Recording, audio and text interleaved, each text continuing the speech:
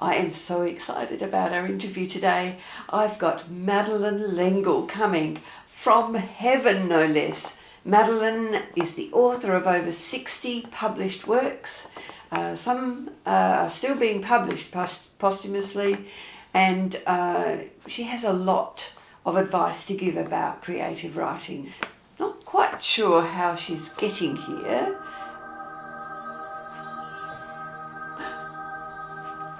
Madeleine, thank you so much for coming today. I hope that I haven't disturbed your rest too much. I'm glad to be here, Marguerite, and since you're quoting my published works, you haven't disturbed my rest at all. I'm glad to hear that. It is a privilege to have you here with me. I'm a fan of both your published fiction and non-fiction, as well as the legacy of workshop material that you've left for emerging writers. So your own writing journey began as quite young, as a child, journaling. Journals were not in vogue when I was a child. I kept a journal probably because Emily of New Moon kept a journal, not because I had any encouragement from teachers or family. I also kept a journal because somebody gave me a pretty notebook. I used to love going into stationery stores and look at the pretty notebooks, especially when we lived in France and I saw the notebooks with marbled covers and little leather corners. Who wouldn't want to write in a notebook like that? Well, you recommend that writers keep a journal. Whenever someone asks me how to become an author, I suggest keeping a journal.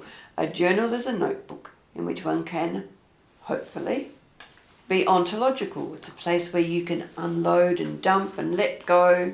It is, among other practical things, a safety valve. A journal is also a place in which joy gets recorded and other emotions. If I need, when writing a story, to recapture a mood, there it is, ready to live again for me. Well, I have started putting those ideas into practice. I've been using some of your writing exercises and just whatever has been happening in my day, even if it's just a half an hour writing a day. And I've been enjoying it. I'm finding that I do flow at those times.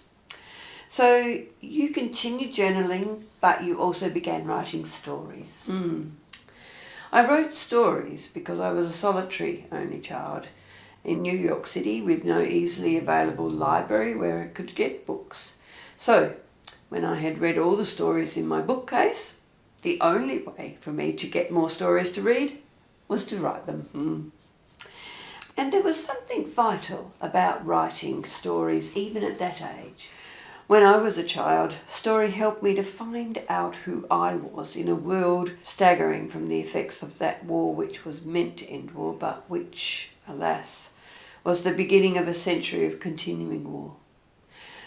Story helped me to accept that human beings do terrible things to other human beings, but that human beings also do marvellous things.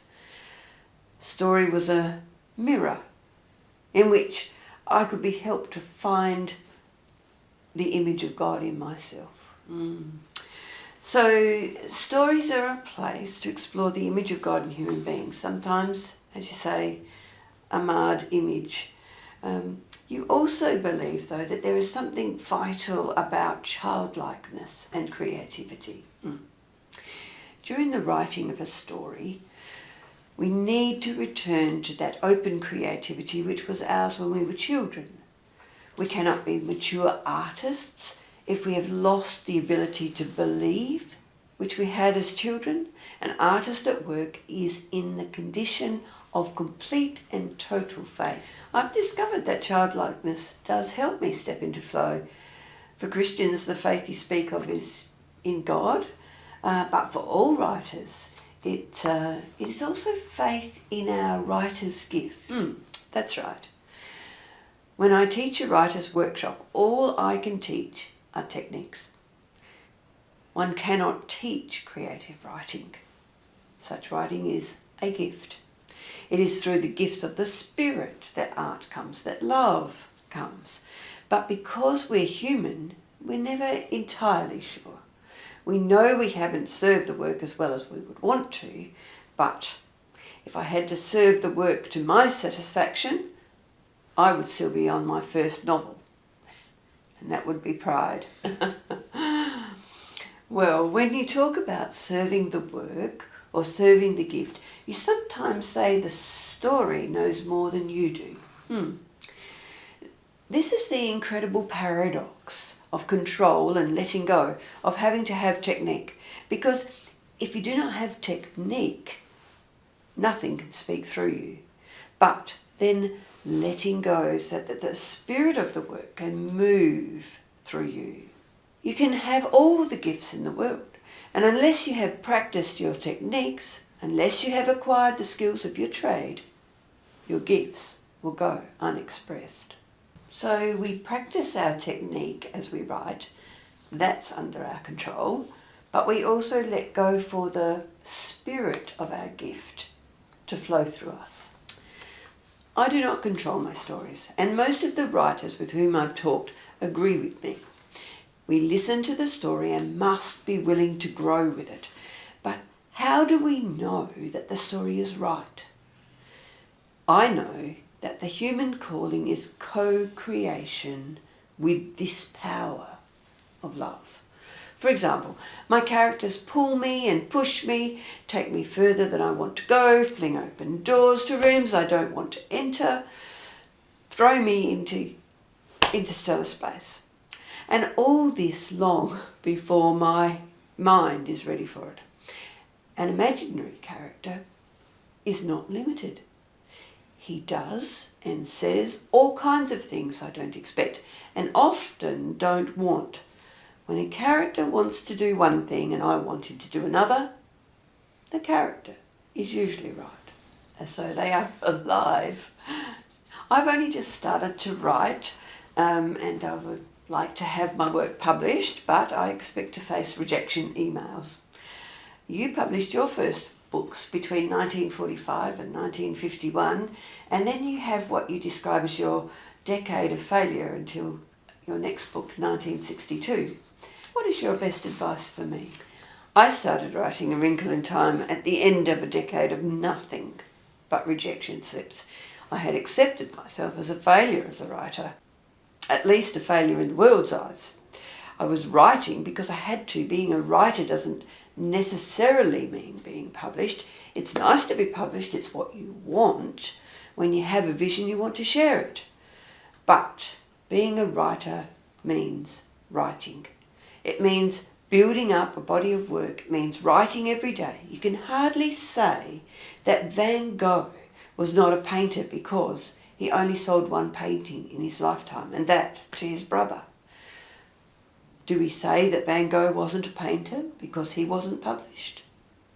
He was a painter because he painted, because he held true to his vision as he saw it.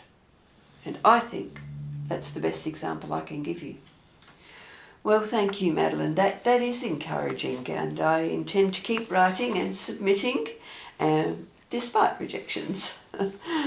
Finally, you quote Albert Einstein, who wrote, "The fairest thing you can experience is the mysterious." What part do stories play in the mystery of life? A story is the closest we human beings can come to truth. God is truth. God is beyond the realm of provable fact. We can neither prove nor disprove God. God is for faith. Jesus was not a theologian. He told stories. Story makes us more alive, more human, more courageous, more loving. Why does anybody tell a story? It does indeed have something to do with faith. Faith that the universe has meaning. Faith that our little human lives are not irrelevant. That what we choose to say or do matters cosmically. Well, thank you, Madeleine. It's been delightful to interview you, and on my own behalf, and also all the writers that are still accessing your materials and reading your delightful and thought-provoking books. Thank you so much. And thank you, Marguerite, for bringing me here today. I hope I have given you courage to go on disturbing the universe.